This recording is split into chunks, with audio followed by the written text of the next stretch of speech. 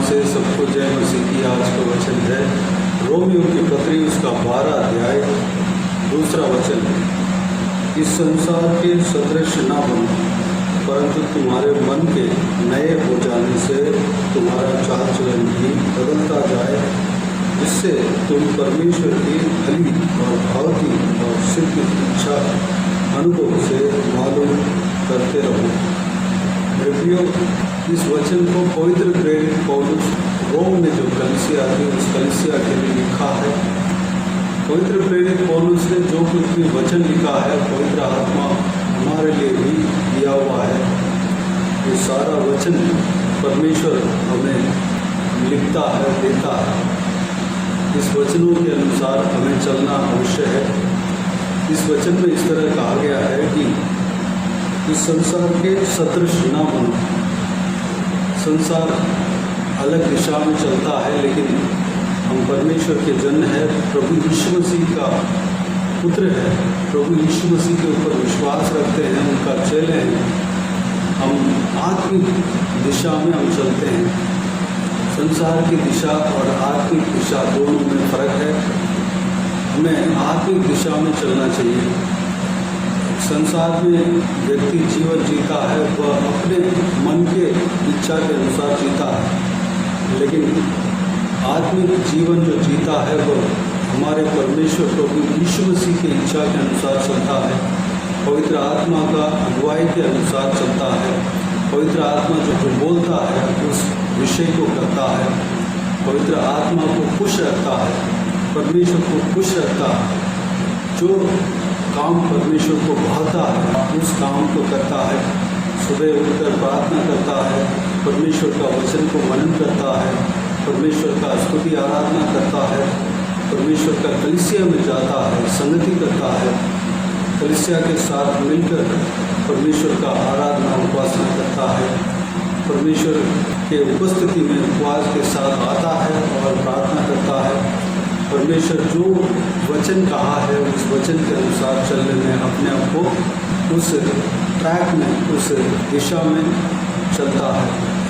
प्रभु यीशु के पीछे क्रूस को लेकर चलता है, दूसरों का बुराई को सहन करता है, दूसरों का बोझ को उठाता है, दूसरे के द्वारा जो कष्ट आता है उसको झेलता है। लेकिन संसार के व्यक्ति ऐसा नहीं है।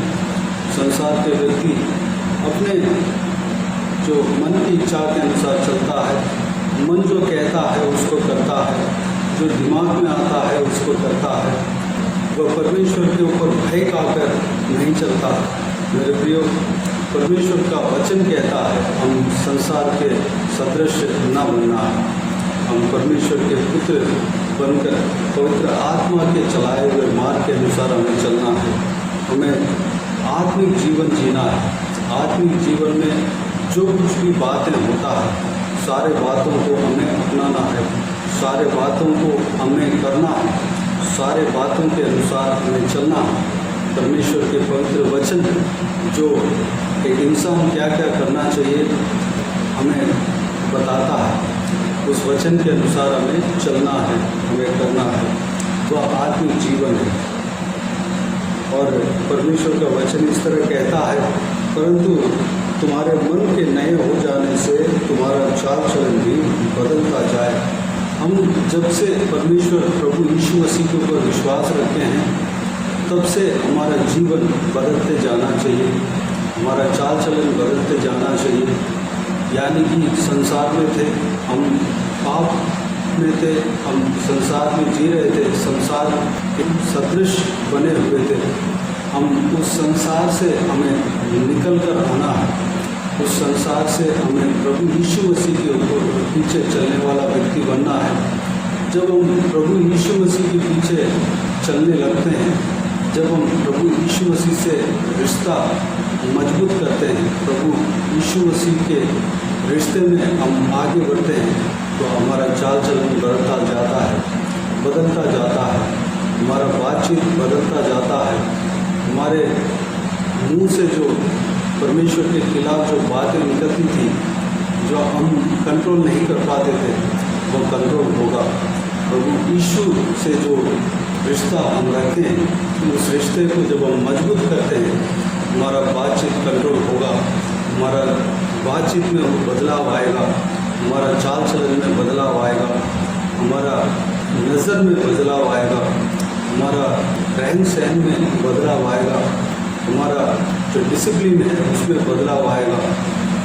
मेरे प्रियो, जब हम आत्मिक जीवन में आगे बढ़ते हैं, हमारा चाल चलन बदलता जाएगा, हमारा चाल चलन बदलता जाना चाहिए, हम सिद्ध बनना चाहिए। यही परमेश्वर हमसे चाहता है। परमेश्वर का वचन कहता है, प्रभु यीशु मसीह कहता है, जिस तरह स्वर्गीय पिता सिद्ध है वैसे ही तुम भी सिद्ध बनो। हमें परमेश्वर की तरह सिद्ध बनना चाहिए। परमेश्वर चाहता है कि जो उनके अंदर जो गुण है हमारे अंदर होना चाहिए। यही परमेश्वर चाहता है। हमें परमेश्वर जो चाहता है उस तरह हमें बनने के लिए अपने आप को पूरी तरह सौंपना है।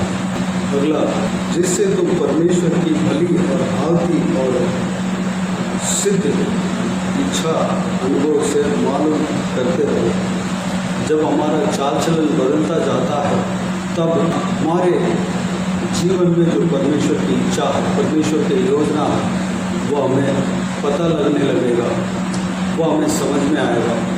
मेरे लिए जो परमेश्वर का इच्छा क्या है और सबके लिए जो परमेश्वर का इच्छा क्या है, इस दुनिया के लिए परमेश्वर का इच्छा क्या है, सारे मनुष्य के लिए परमेश्वर की इच्छा क्या है, सब कुछ हमें समझ में आने लगेगा। हमारे चाल चलन बदलता जाना चाहिए। उसके लिए हम संसार के सदृश न बनना चाहिए। संसार में तो हम जी रहे हैं, लेकिन संसार के सदृश बन के नहीं जीना चाहिए, बल्कि हमारा चाल चलन में बदलाव आना चाहिए। उसके लिए हमें आत्मिक जीवन जीना है। पहला वचन में इस तरह कहा गया है, हमारे शरीर को जीवित और पवित्र और परमेश्वर को भाता हुआ बलिदान करके चढ़ा। हमें अपने शरीर को जीवित और पवित्र और परमेश्वर को भाता हुआ बलिदान करके जब हम चढ़ाएंगे, हम इस संसार के सदृश न बनेंगे। इस संसार में जो इंसान है, जो संसार के जीवन जीता है, वह अपने मन की इच्छा के अनुसार चलता है। उस मन को शैतान राज्य कर सकता है, शैतान राज्य करता है। लेकिन हमारे जीवन को, हमारा हृदय को परमेश्वर राज्य करना चाहिए। उसके लिए हमें अपने शरीर को जीवित और पवित्र और परमेश्वर को भावता हुआ बलिदान करके चढ़ाना चाहिए। जब हम चढ़ाएंगे तो हम संसार के सदृश न बनेंगे, बल्कि आत्मिक जीवन जिएंगे। जब हम आत्मिक जीवन को जीने के लिए अपने आप को सौंपते हैं, उस कार्य को जब हम करते हैं, आत्मिक क्रिया को जब हम करते हैं, परमेश्वर से जब हम जुड़े रहते हैं, तो हमारा मन नया होगा, नया होते जाएगा। हमारा चाल चलन में बदलाव आएगा। जब हमारा चाल चलन जब बदलता जाता है, तब परमेश्वर की भली और भावती और सिद्ध इच्छा को अनुभव कर सकते हैं, पता लगा सकते हैं, और हमारे जीवन में जो परमेश्वर ने जो इच्छा रखा है उसके अनुसार हम चल सकते हैं। परमेश्वर का राज्य का स्थापना होगा, परमेश्वर का नाम हमारे द्वारा महिमा होगा, परमेश्वर का नाम हमारे द्वारा ऊंचा होगा, परमेश्वर हमें इस्तेमाल करेगा। तो आइए मेरे प्रियो, ये सारे जो बहुमूल्य वचन जो हमने देखा है, उस सारे वचनों के अनुसार हम चलने के लिए अपने आप को परमेश्वर के हाथों में समर्पित करें। आइए हम प्रार्थना में जाएं। स्वर्गीय पिता दयालु परमेश्वर, आपको धन्यवाद देता हूँ आज के इस आपके बहुमूल्य वचन के लिए आपको धन्यवाद देता हूँ परमेश्वर। पिता, बीते हुए दिनों में हमें संभाला, बचाया, सुरक्षित रखा, आपको धन्यवाद देता हूँ। आपके इस बहुमूल्य वचन में जो हमने देखा है परमेश्वर, उस बात के अनुसार हम चलने पाएँ, हम संसार के सदृश न बनने पाए परमेश्वर। जो संसारिक जीवन जीते हैं उनकी तरह नहीं जीने पाए, बल्कि हम आत्मिक जीवन जीने पाए।